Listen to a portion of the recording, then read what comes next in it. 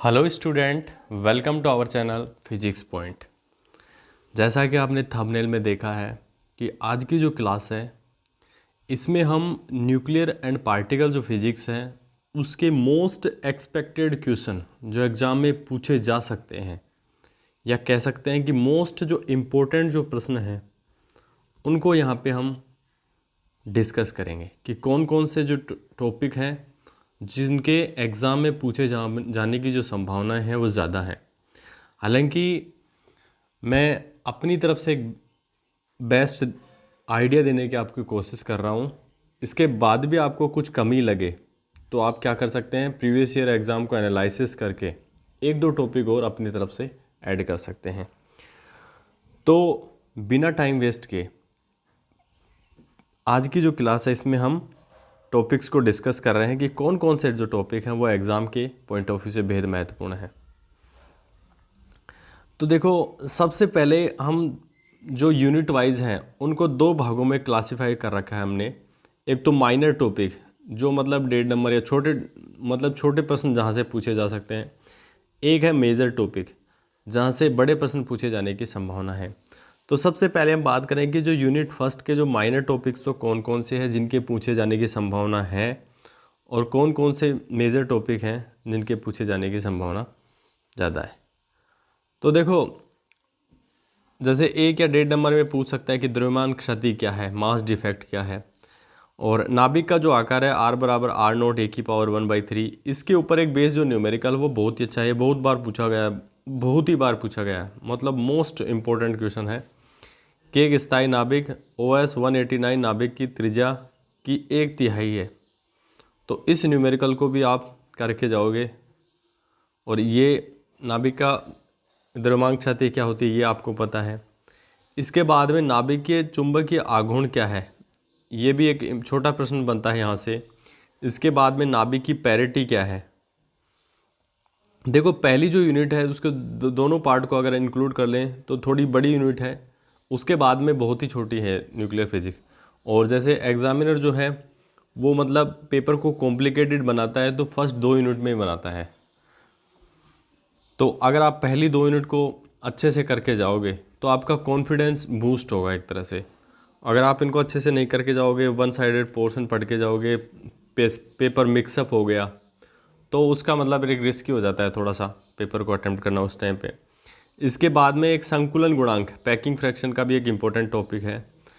तो ये जो इतने भी मैंने बताया है कि द्रव्यमान क्षति, नाभिक का आकार r बराबर आर नोट ए की पावर 1/3, इस पे बेस्ड जो न्यूमेरिकल है ये। इसके अलावा नाभिक के चुंबकीय आघूर्ण, पैरिटी और पैकिंग फ्रैक्शन, ये इंपॉर्टेंट क्वेश्चन है छोटे का अगर प्रश्न पूछता है एग्जामिनर। इसके बाद में पार्ट बी से देखो, युकावा का मैसोन सिद्धांत पूछ सकता है कि नाभिक के कोई 5 गुण लिखो, 3 गुण लिखो, ये भी ऐसा पूछ सकता है आपको।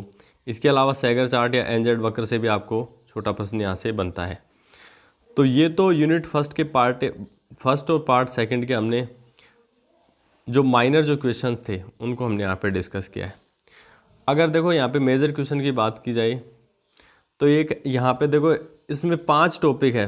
पहली जो यूनिट है उसमें 5 मेजर क्वेश्चन बनते हैं, जिसमें से देखो एक तो है नाभिकीय वैद्युत चतुर्ध्रुव आघूर्ण, न्यूक्लियर इलेक्ट्रिक क्वाड्रोपोल मोमेंट। दूसरा है नाभिकीय बंधन ऊर्जा और वक्र। तो देखो ये तो आप इसमें भी इंक्लूड कर सकते हो कि बंधन ऊर्जा क्या होती है, न्यूक्लियर बाइंडिंग एनर्जी क्या होती है, और इसका जो कर्व है वो किस हिसाब से ड्रॉ किया था हमने, आप हमारी क्लास में जाके देख सकते हो। तो ये भी अगर मतलब बड़ा क्वेश्चन पूछा जाता है तो ये बड़ा क्वेश्चन एक हो गया यहाँ पे। बंधन ऊर्जा ये पूरा थ्योरेटिकल टॉपिक है। इसके बाद द्रव्यमान स्पेक्ट्रोग्राफ हो गया, ये भी इम्पोर्टेंट टॉपिक है। इसके बाद में हाफ स्टेडर एक्सपेरिमेंट हो गया, और इसके बाद में एक आता है साम्य अनुभविक द्रव्यमान सूत्र या अर्धमूलानुपाती द्रव्यमान सूत्र, या इंग्लिश में बोले सेमी इम्पेरिकल मास फॉर्मूला। तो पार्ट सेकंड को पढ़ के जाना है तो आपको ये जो टॉपिक है सेमी इम्पेरिकल मास फॉर्मूला, इसको तो आपको तैयार करना ही करना है। और इनमें से देखो, जैसे पार्ट सेकंड में तो ये आप कर लोगे, लेकिन जैसे पार्ट जो फर्स्ट की बात करें तो आप कौन से टॉपिक करोगे, तो मैं आपको सजेस्ट करूँगा एक तो न्यूक्लियर इलेक्ट्रिक क्वाड्रोपोल मोमेंट, ये बहुत ज़्यादा इम्पोर्टेंट है, और एक हाफ स्टेडर एक्सपेरिमेंट। चाहे तो आप द्रव्यमान स्पेक्ट्रोग्राफ भी कर सकते हैं। तो 3 क्वेश्चन है और ये तो मतलब छोटे टॉपिकों में आ जाएगा, न्यूक्लियर बाइंडिंग एनर्जी और इसका कर्व। तो ये जो 5 जो मेजर क्वेश्चन और छोटे छोटे क्वेश्चन ये यूनिट फर्स्ट में हमने आपको बताए हैं। उम्मीद करता हूँ इतना आपको आ रहा है समझ में। अब यूनिट सेकंड की बात करें तो देखो इसमें एक तो गुणन कारक पूछ सकता है, छोटी परिभाषा है, मल्टीप्लिकेशन फैक्टर क्या है, न्यूक्लियर फिजन और फ्यूज़न में डिफरेंस पूछ सकता है, नाभिकीय संलयन और विखंडन में अंतर क्या है। माइनर टॉपिक की बात कर रहा हूँ, गाइगर नटल का नियम आपसे यहाँ पे पूछ सकता है, पाउली की न्यूट्रिनो परिकल्पना आपसे पूछ सकता है। तो ये माइनर क्वेश्चन है। इसके अलावा अगर मेजर क्वेश्चन की बात की जाए यहाँ पे, तो न्यूक्लियर जो भट्टी है, नाभिकीय भट्टी या परमाणु भट्टी, ये वेरी वेरी इंपॉर्टेंट। हर साल लगभग 1 साल छोड़ के 1 साल या फ्रिक्वेंटली, कोई ये ज़रूरी नहीं है कि 1 साल छोड़े भी, वो मतलब लगातार भी पूछ सकता है। तो तारों में संलयन, इसके लिए कार्बन कार्बन चक्र और कार्बन नाइट्रोजन चक्र कुछ ऐसे है। तो तारों में, स्टार में जो न्यूक्लियर जो संलयन होता है वो किस हिसाब से होता है, ये भी एक इम्पोर्टेंट क्वेश्चन है। इसके अलावा अल्फा क्षय का जो गेमोव सिद्धांत, ये भी काफ़ी इम्पोर्टेंट है। तो 4 इम्पोर्टेंट क्वेश्चन इसके और 4 छोटे क्वेश्चन, 8 हो गए सारे। इसके अलावा सममित स्वतः विखंडन की जो शर्त है Z² / A = 15, ये जो शर्त है ये भी काफ़ी एग्ज़ाम में पूछी जाती है। तो इसके देखो बहुत ही आसान है। इसके बाद में न्यूक्लियर भट्टी, तो ये तो आपको करके जाना है, इम्पोर्टेंट है। तारों में संलयन भी आप देख के जाओगे। अल्फा क्षय का गेमोव सिद्धांत भी इम्पोर्टेंट है। सममित स्वतः विखंडन की जो शर्त है ये भी काफ़ी इम्पोर्टेंट है। इसके अलावा जैसे छोटे क्वेश्चन में हमने आपको बताया गुणन कारक क्या है, नाभिकीय संलयन और विखंडन में आपसे अंतर पूछ सकता है, गाइगर नटल का नियम पूछ सकता है, पाउली की न्यूट्रिनो परिकल्पना पूछ सकता है। तो ये तो सेकंड जो यूनिट है उसके टॉपिक हो गए। अब बात करते हैं थर्ड यूनिट की। तो देखो इसके भी 2 पार्ट हैं।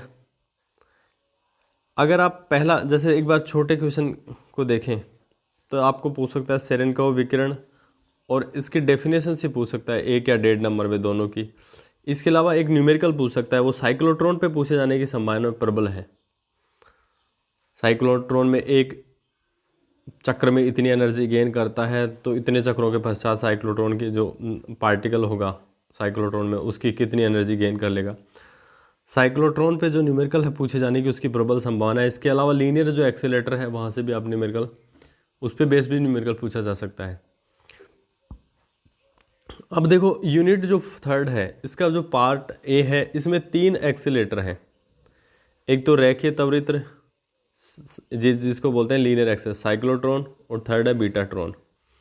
तो या तो आप इन तीनों को आप अच्छे से तैयार करके जाओ, या आप करना चाहो तो आयनन प्रकोष्ठ, प्रोपोर्शनल काउंटर या गाइगर मूलर गणित्र। तो टोटल जो थर्ड 6 टॉपिक हैं इनमें से आप देख सकते हैं कि किस हिसाब से करके जाओ। तो ये तीनों इंपॉर्टेंट है, लीनियर एक्सेलेरेटर, साइक्लोट्रॉन और बीटाट्रॉन, या आयनन प्रकोष्ठ, प्रोपोर्शनल काउंटर या जीएम काउंटर, ये भी तीनों इंपॉर्टेंट है। तो जिस हिसाब से आप तैयार करना चाहो कर सकते हो। और एक साइक्लोट्रॉन से, जैसे यहाँ पे जैसे बीटाट्रॉन या रेखीय त्वरित्र पूछ लिया तो साइक्लोट्रॉन पे न्यूमेरिकल पूछ लेगा, या साइक्लोट्रॉन पे एक क्वेश्चन देके इसको न्यूमेरिकल पूछ सकता है। तो इस हिसाब से आप तैयार करके चले जाएंगे। इसके बाद में 4th यूनिट की बात की जाए तो फर्मियोन और बोसोन में अंतर पूछ सकता है। एक संरक्षण नियमों को परिभाषित कीजिए, इस हिसाब से क्वेश्चन बनता है। एक सिंगुलरिटी को लेकर बन सकता है, विचित्रता का अर्थ और संरक्षण नियम क्या है वो पूछ सकता है। इसके अलावा क्वार्क मॉडल पूछ सकता है, और जो विभिन्न क्वार्क है जैसे प्रोटॉन, न्यूट्रॉन और इसके अलावा पाई मोसॉन, इनके जो क्वार्क स्ट्रक्चर वो आपसे पूछ सकता है। हमने क्लास में करवाई, क्लास में भी तो नहीं करवाई, हालांकि आप हमारे नोट्स में इनको आसानी से प्रिपेयर कर सकते हो। और मतलब एक, या तो देखो ये भी काफ़ी, ये सबसे मोस्ट इम्पोर्टेंट ये है यहाँ पे इस टॉपिक में, इस 4th यूनिट में। जैसे आपको कोई रिएक्शन दे देगा, उसमें पूछेगा कि ये रिएक्शन संरक्षण नियमों का पालन करते हुए अलाउड है या फॉरबिडन है। तो आपने सबसे पहले लेप्टॉन नंबर संरक्षण, आवेश संरक्षण, फिर बैरियन नंबर संरक्षण, फिर I3, फिर स्ट्रेंजनेस। इस हिसाब से हम चेक करते हैं कि मतलब संरक्षण नियमों के आधार पर कोई भी आपको रिएक्शन देगा उसके बाद में उसको अलाउड है या फॉरबिडन है आपको बताना है। तो ये कुछ मोस्ट इम्पोर्टेंट क्वेश्चन जो थे, जो मेरे हिसाब से थे। इसके अलावा भी आपको एक आधा क्वेश्चन लगता है कि ये टॉपिक मैं पढ़ सकता हूँ या पढ़ना चाहिए मेरे को, तो आप कर सकते हैं। और मैंने अपने जो बेस्ट जो नॉलेज हैं, 4-5 साल मैंने पढ़ाया है, तो उस हिसाब से जो मोस्ट एक्सपेक्टेड जो क्वेश्चन हैं, जो एग्ज़ाम में पूछे जाने की प्रबल संभावनाएं हैं, उनको मैंने यहाँ पे बताया है। इसके अलावा मैं कोई दावा नहीं कर सकता। एग्ज़ामिनर अगर पेपर सेटर अगर उल्टे दिमाग का बैठा हो तो वो कुछ भी कर सकता है, यहाँ प्रश्नों को मिक्सअप भी कर सकता है, कुछ भी हो सकता है। तो मेरे हिसाब से जो बेस्ट जो नॉलेज है मैंने जो बताया आपको, ये टॉपिक इम्पोर्टेंट है। इसके अलावा भी एक आधे आप जोड़ सकते हो। तो उम्मीद करता हूँ कि मेरे द्वारा जो जानकारी आपको दी गई है वो आपको अच्छी लगी होगी। तो आज की क्लास में इतना ही। और यदि आपको वीडियो अच्छा लगे तो वीडियो को लाइक करें, चैनल को सब्सक्राइब करें और अपने जो बेशकीमती जो सुझाव हैं वो हमें कमेंट्स बॉक्स में दें, ताकि हम अपनी जो गुणवत्ता है उसको कुछ बेहतर कर सकें। तो नमस्कार, जय हिंद, जय भारत।